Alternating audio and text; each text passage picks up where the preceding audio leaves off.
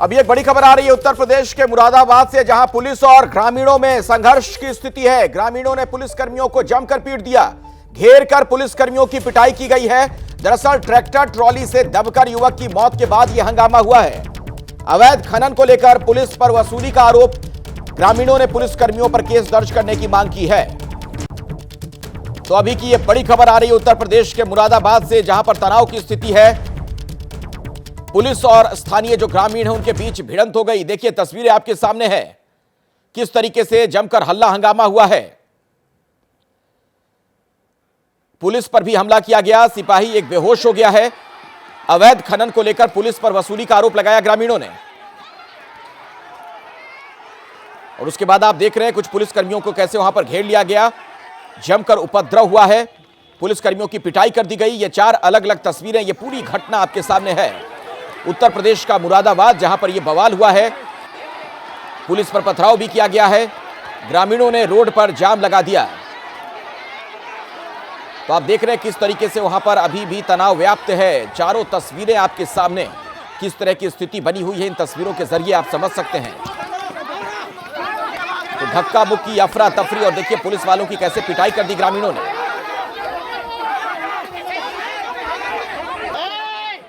तो मुरादाबाद का ये इलाका ठाकुर द्वारा कहलाता है, जहां पर हल्ला हंगामा हुआ है, जहां की ये तस्वीरें आप देख रहे हैं। हमारे साथ उबैदुर रहमान हमारे सहयोगी इसी खबर पर और अधिक जानकारी के साथ मौजूद हैं। उबैदुर, इस तरीके के हालात कैसे बन गए और क्या जानकारी आपको मिल पाई है?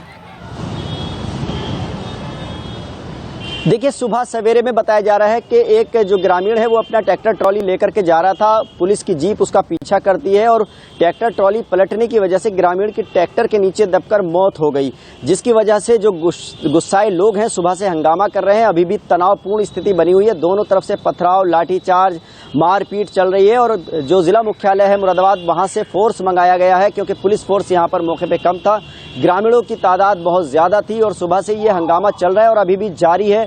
कई पुलिस वाले इसमें घायल हुए हैं और जो स्थिति है वो काफ़ी बिगड़ चुकी है। बवाल जो है वो जारी है अभी भी। और जो ग्रामीण है उनकी मांग ये है कि पुलिस कर्मियों पर मुकदमा दर्ज हो हत्या का। वो अवैध वसूली के लिए गांव में आए थे और ये ग्रामीण जो है बताया जा रहा है कि मिट्टी जो है खेत से लेने के लिए गया था अपने प्लॉट में भरने के लिए, उसी को जो पुलिस वाले हैं वो अवैध खनन मानते हैं। और उनका कहना है ग्रामीणों का कि पुलिस वाले उनसे अवैध वसूली कर रहे थे, इसी कोशिश में ग्रामीण की जान गई है। इसको लेकर के पूरा बवाल जो है यहाँ पर ठाकुर द्वारा इलाके में फैला हुआ है। और अभी गांव वालों की यही मांग है कि जब तक मुकदमा दर्ज नहीं होगा तब तक वो ग्रामीण के शव को उठाने नहीं देंगे। तो तनावपूर्ण स्थिति है यहाँ पर और बहुत ज्यादा जो पुलिस फोर्स है उस पर हमला हुआ। सवाल ये है, ये जो वहां पर वसूली के आरोप लगाए जा रहे हैं ग्रामीणों की तरफ से, पूरी उसकी जांच पड़ताल होनी चाहिए। अगर किसी पुलिस वाले ने गलत किया है तो उसके खिलाफ कार्रवाई होनी चाहिए। लेकिन जिस तरीके से लोगों ने भी कानून को हाथ में लिया है, वहां पर ये तस्वीरों में हम देख रहे हैं कुछ खाकी वालों की पिटाई कर दी गई, कहीं से भी इसे जायज नहीं ठहराया जा सकता है। इस तरीके के हालात जो पैदा हुए हैं, क्या पहले से भी कुछ इस तरीके की स्थिति बनी हुई थी? कोई इसका बैकग्राउंड भी है, कोई पृष्ठभूमि भी है? देखिए, पुलिस जो है लगातार अवैध खनन पर कार्रवाई कर रही है। अभी 2 दिन पहले भोजपुर थाना इलाके में एक एसडीएम पर भी हमला हुआ था, खनन माफियाओं ने हमला किया था। तो पुलिस का शिकंजा, प्रशासन का शिकंजा खनन माफियाओं पर सख्त होता चला जा रहा है। और अब जो स्थिति बिगड़ी है उसके बाद से ठाकुरद्वार और जसपुर को जाने वाला जो मार्ग है उसको बंद कर दिया है ग्रामीणों ने। ट्रैक्टर ट्रॉली और बुग्गियां लगा दी हैं, उनका जो हंगामा है वो जारी है। और पुलिस फोर्स का भी इंतजार किया जा रहा है। कई पुलिस की गाड़ियों में तोड़फोड़ की गई है, पुलिस की जीप की हवा निकाल दी गई ताकि पुलिस वाले वहां से भाग ना पाए। और भीड़ ने उनको घेर करके ये हमला किया है। तस्वीरों में आप देख सकते हैं कि किस कदर भीड़ जो है पुलिस वालों पर टूट पड़ी है और कई पुलिस वाले घायल हुए हैं। एक पुलिस वाले को बड़ी मुश्किल से जो है वो बेहोश अवस्था में भीड़ के बीच से निकाल करके लाया गया है, अस्पताल भेजा गया है। तो अभी जो आला अधिकारी जो है वो पहुंचने वाले हैं और पुलिस फोर्स और पीएससी के यहाँ पर बुलाया गया है। बहुत बहुत धन्यवाद उबैदुर इस जानकारी के लिए। आपका इस खबर पर नजर बनाकर रखिए। तो अभी भी वहां पर तनावपूर्ण हालात है। उधर खबर राजस्थान से जो आ रही है, यहां भी कुछ इसी तरह की स्थिति है। राजसमंद से बड़ी खबर आपको हम बता दें कि 2 युवकों से मारपीट के बाद यहां पर तनाव है। आरोपियों की गिरफ्तारी की मांग पर प्रदर्शन भी हुआ है। हिंदू संगठनों ने राजनगर पुलिस स्टेशन का घेराव कर लिया। गुस्साई भीड़ ने गाड़ियों में तोड़फोड़ भी की है। इलाके में भारी पुलिस फोर्स तैनात कर दी गई है। पुलिस ने लोगों से शांति बनाए रखने की अपील की है। तो राजसमंद से यह खबर आ रही है, अभी की बड़ी खबर। राजसमंद में यहां भी आप देख रहे हैं लोगों का गुस्सा देखने को मिला है। सड़क पर निकल आए बड़ी संख्या में ये लोग। पुलिस स्टेशन का घेराव किया गया है और राजसमंद से खबर यह कि वहां अभी भी तनाव की स्थिति है। हिंदू संगठनों ने प्रदर्शन किया है, आरोपियों की गिरफ्तारी की मांग की गई है।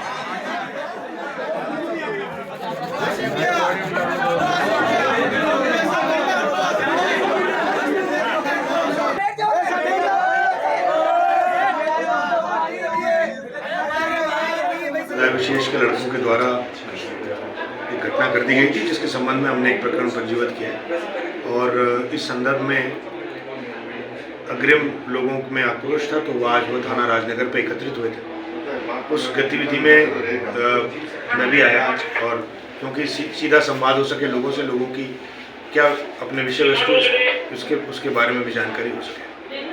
तो कई लोगों ने अपने शहर के संबंध में, मोहल्लों के संबंध में और शहर की विभिन्न गतिविधियों के संबंध में मुझे कई बातें बताई हैं, जिस पे हमने संज्ञान लिया है।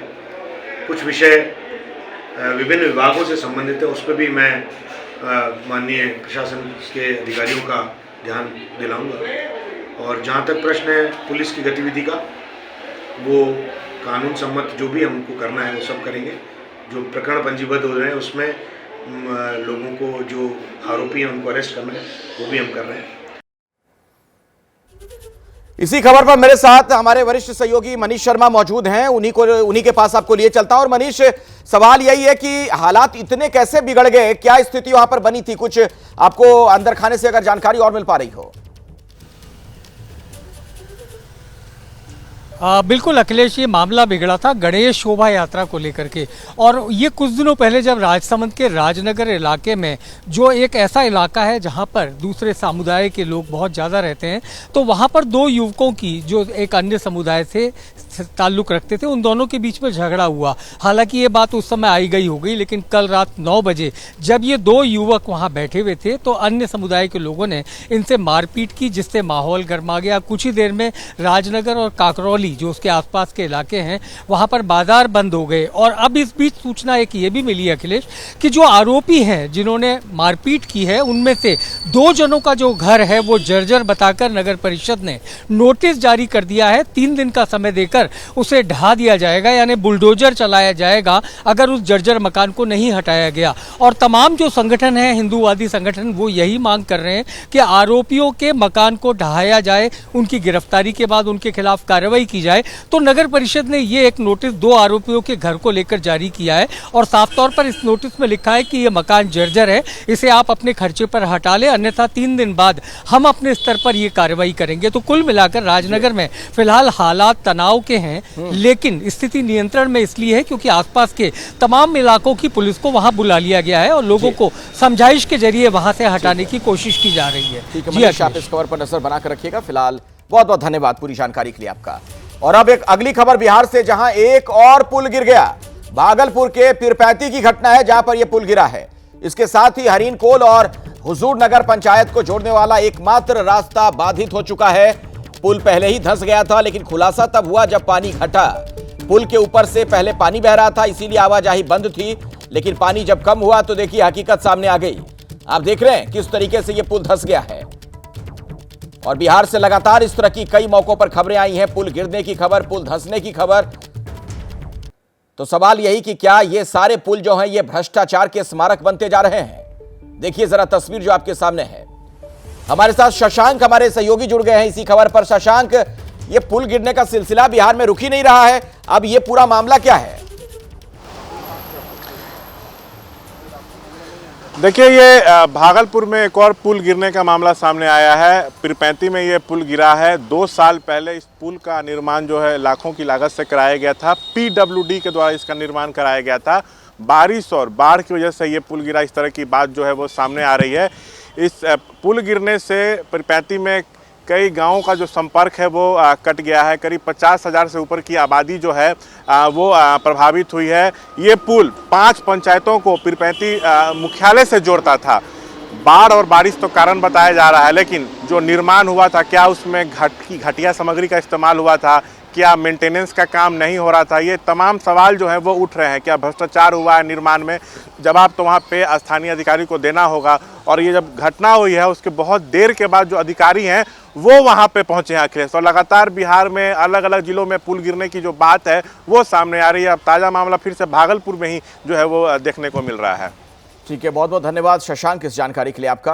और अभी एक बड़ी खबर आ रही है, आपको बता दें कि दिल्ली के की सियासत से जुड़ी एक खबर है। एमसीडी स्टैंडिंग कमेटी सदस्य के चुनाव पर घमासान की स्थिति है। आम आदमी पार्टी ने चुनाव को अवैध करार दिया। स्टैंडिंग कमेटी के चुनाव में हिस्सा नहीं लेगी आम आदमी पार्टी। एलजी के आदेश पर 1 बजे सदस्य का चुनाव होना है, लेकिन आम आदमी पार्टी ने निर्णय किया है कि वो इसका हिस्सा नहीं बनेंगे। तो एमसीडी स्टैंडिंग कमेटी सदस्य के चुनाव पर घमासान की स्थिति, यार पार की स्थिति। और इसी खबर पर विस्तार से जानकारी लेते हैं निधि श्री से। मेरी सहयोगी इस वक्त हमारे साथ मौजूद हैं। निधि,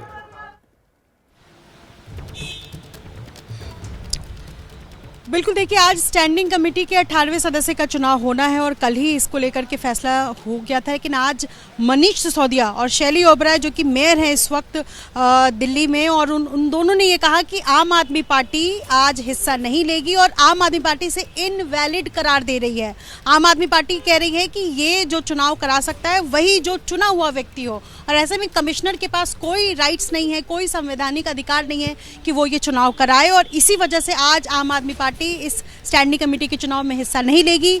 कल ही बीते दिन ही मेयर की तरफ से ये कह दिया गया था कि 5 अक्टूबर को चुनाव होगा और उसमें वो चुनाव जो है उसमें आम आदमी पार्टी हिस्सा लेगी। और ऐसे में इसको लेकर संशय था कि क्या आज के चुनाव में आम आदमी पार्टी जाएगी, लेकिन अब से थोड़ी देर पहले ये स्पष्ट कर दिया गया। तो सबसे बड़ी खबर यही है कि आज स्टैंडिंग कमेटी के चुनाव में आम आदमी पार्टी हिस्सा नहीं लेगी। 18वें सदस्य का ये चुनाव होना था और कल देर रात तक घमासान हुआ इसको लेकर के। उसके बाद एलजी ने आदेश दिया कि आज ही चुनाव होगा, जिसके कुछ देर बाद फिर ये जानकारी दी गई कि आज नहीं होगा।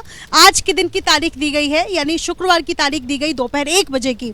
और ऐसे में आम आदमी पार्टी का हिस्सा नहीं लेना कहीं ना कहीं इस विवाद को और आगे बढ़ा रहा है अखिलेश जी। बिल्कुल निधि, मैं आपके पास दोबारा भी लौटूंगा, आगे जानकारी और ज्यादा इस पर मैं आपसे लूंगा, लेकिन पहले दर्शकों को हम सुनवाना चाहेंगे कि क्या कुछ बयान दिए जा रहे हैं दोनों तरफ से। सुनिए सर। चुनाव तो फिर मजाक हो गया, मीटिंग्स मजाक हो गई, लोकतंत्र मजाक हो गया। अधिकारियों से ये कल को विधानसभाओं की मीटिंग चेयर कराएंगे, कल को संसद की meeting Bharatiya Janata party chair कराएगी। मैं पूछना चाहता हूं नरेंद्र मोदी जी से, मैं पूछना चाहता हूं भारतीय जनता पार्टी से कि कल को अगर नरेंद्र मोदी जी किसी वजह से उपलब्ध ना हो तो कोई आईएएस अधिकारी क्या, या वहां के लोकसभा के स्पीकर ना हो तो क्या कोई आईएएस अधिकारी संसद की मीटिंग चेयर कर सकता है? और अगर नहीं कर सकता तो नगर निगम की मीटिंग कैसे चेयर कराई जा रही है किसी आईएएस अधिकारी से? इनवैलिड है, इनवैलिड है। 5 तारीख को चुनाव होना है। मैंने कमिश्नर एमसीडी को एक चिट्ठी लिखी है और उसमें निर्देश दिए हैं कि आज का चुनाव पूरी तरह से इलीगल है और नल एंड वॉइड है। जो लीगल चुनाव है कल जैसे कहा गया था सदन में 5 तारीख को ही होगा। और भारतीय जनता पार्टी को एक चीज समझनी पड़ेगी कि जिस प्रकार से नगर निगम को चलाने का प्रयास भारतीय जनता पार्टी कर रही है, जिस तरह से इंटरफेयर कर रही है, वो पूरी तरह से असंवैधानिक है। और जिस प्रकार से अधिकारियों पे भी दबाव डाल के आम आदमी पार्टी को परेशान किया जा रहा है, वो बिल्कुल जनता अब समझ चुकी है। और हम 5 तारीख को ही चुनाव करवाएंगे और जो चिट्ठी लिखी है वो भी आपको जल्द से जल्द जारी कर दी जाएगी।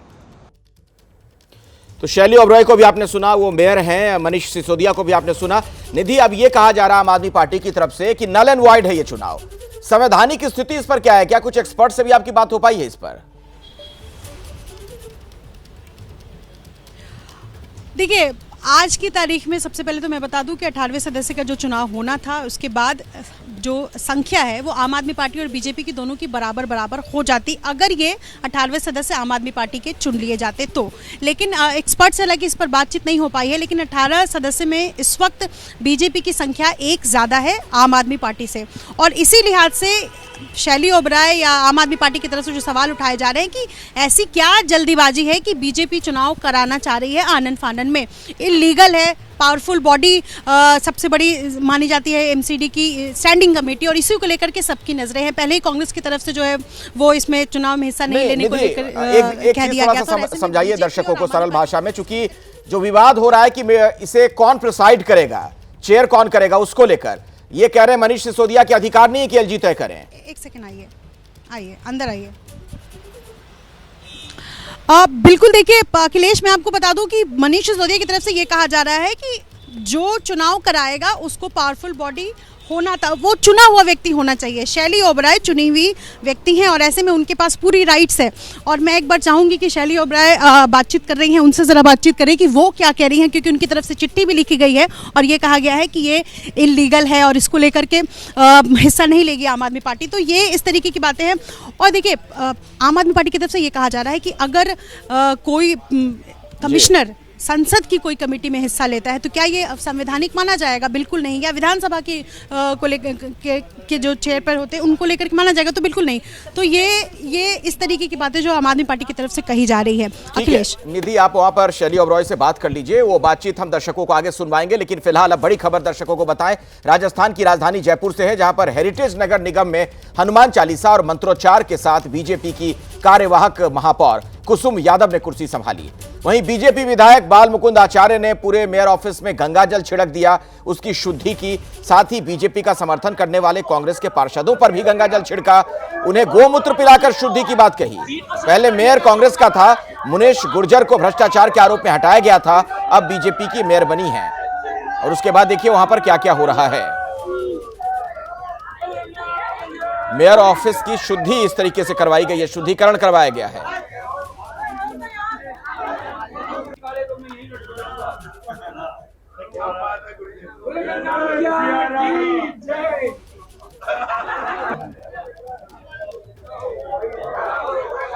जल से शुद्धि की है, इसकी अशुद्धता को निकाला है और वैदिक मंत्रों के द्वारा पूजा अर्चना करके और आज नवमी तिथि के अवसर पर आज बहन जी विराजमान हुई है।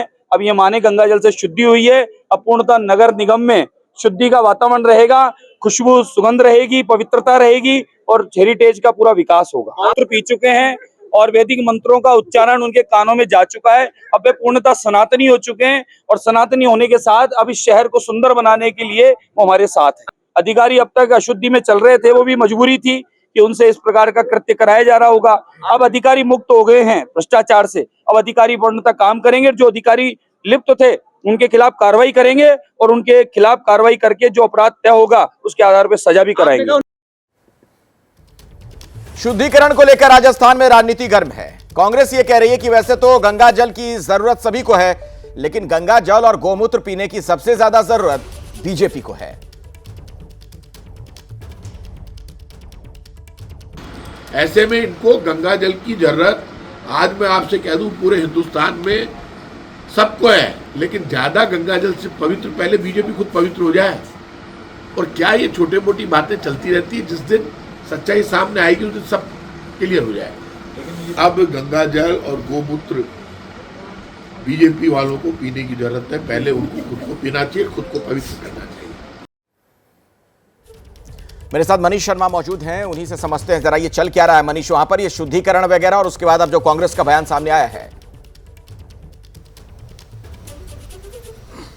बिल्कुल अखिलेश, चूंकि मुनेश गुर्जर जो पूर्व विधायक महापौर थी, उनको भ्रष्टाचार के आरोपों की वजह से हटाया गया है। सरकार ने कार्यवाहक मेयर कुसुम यादव को बनाया, तो बाल मुकुंद आचार्य जो हवा महल से बीजेपी के विधायक हैं वो वहां पहुंचे और गंगा जल और गौमूत्र से उन्होंने शुद्धिकरण की बात कही। उनका ये भी कहना था कि जो पार्षद कांग्रेस छोड़कर बीजेपी में शामिल हुए हैं उनके कानों में अब वैदिक मंत्र चले गए हैं, उनके ऊपर गंगा जल और गौमूत्र के छींटे डाल दिए गए हैं, तो पूरा माहौल पवित्र हो गया है और हेरिटेज नगर निगम में अब कोई भ्रष्टाचार नहीं होगा, क्योंकि जितने भी अधिकारी हैं वो भी शुद्धिकरण का हिस्सा बन गए। तो ये तमाम बातें हवा महल के विधायक की, वहां पर आकर उन्होंने ये पूरा का पूरा शुद्धिकरण का एक पूरा का पूरा स्वांग जिसको हम कह सकते हैं वहां पर रचा। कांग्रेस इस पर मुखर हो गई है कि क्या होता है गंगा जल और गौमूत्र से, खुद बीजेपी को इसकी जरूरत है और वो पहले अपना शुद्धिकरण करें और तमाम बातें जो है वो फिजूल है, इस तरीके का आरोप कांग्रेस ने लगाया। जी अखिलेश, बिल्कुल शुक्रिया इस जानकारी के लिए आपका। अभी एक बड़ी खबर आ रही है, दिल्ली यूनिवर्सिटी में वोटिंग के बीच हंगामे की सूचना है। डीयू के वोटिंग सेंटर में एनएसयूआई का हंगामा, एनएसयूआई उम्मीदवार और प्रोफेसर के बीच हाथापाई की स्थिति हो गई। समय से वोटिंग नहीं शुरू होने का विरोध किया गया था, तो एनएसयूआई जो कि कांग्रेस का छात्र संघ है उसने हंगामा किया है और देख रहे हैं तस्वीरें भी आपके सामने किस तरीके से वहां पर हाथापाई भी हो गई। डीयू में वोटिंग के बीच हंगामा हुआ है। National students union of India, जो कि कांग्रेस का छात्र संघ है, उसके स्टूडेंट्स थे वहां पर। एक प्रोफेसर के साथ उनकी भिड़ंत हो गई। आइए इसी खबर पर कुछ और जानकारी लेते हैं। मेरी सहयोगी अजातिका यहीं पर मौजूद है। अजातिका, बिल्कुल अपडेट देखिए, ये जो खबर है ये दिल्ली यूनिवर्सिटी स्टूडेंट यूनियन के इस वक्त चुनाव चल रहे हैं और जो चुनाव का वक्त है वो 8:30 से दोपहर 1:30 बजे तक का तय किया गया है। इस बीच में ये जानकारी मिल रही है, ये बताया गया है कि NSUI के उम्मीदवार और प्रोफेसर के बीच में हाथापाई हुई। दिल्ली यूनिवर्सिटी के जो चुनाव के लिए वोटिंग अभी शुरू हो गई है। इस बीच में LC2 यानी कि लॉ सेंटर 2 का ये जो वीडियो है हम दर्शकों को दिखा रहे हैं और जानकारी के अनुसार NSUI ये बोल रहा है क्योंकि वक्त पर वोटिंग शुरू नहीं हुई थी, उसमें बहसबाजी हुई प्रोफेसर के साथ, लेकिन किसी भी लिहाज से जो मारपीट है वो जस्टिफाई नहीं की जा सकती। NSUI बार बार यही बोल रहा है कि क्योंकि वोटिंग टाइम से शुरू नहीं हुई थी इसलिए बहसबाजी हुई और यहाँ पर कोई मारपीट नहीं हो रही है। हालांकि वीडियो में ये साफ तौर पर दिखाई दे रहा है कि कैसे हाथापाई हो रही है, प्रोफेसर अपने आप को बचाने की कोशिश कर रहे हैं और स्टूडेंट उनको अटैक करते हुए दिखाई दे रहे हैं। वहीं इस पर देखिए ABVP से भी हमने बात करी। ABVP का कहना है कि LC2 में जो NSUI है उसके समर्थक पहुंचे और उन्होंने बूथ कैप्चरिंग करने की कोशिश की। ठीक है अजातिका, इस डेवलपमेंट पर आप नजर बनाकर रखिए। फिलहाल बहुत बहुत शुक्रिया।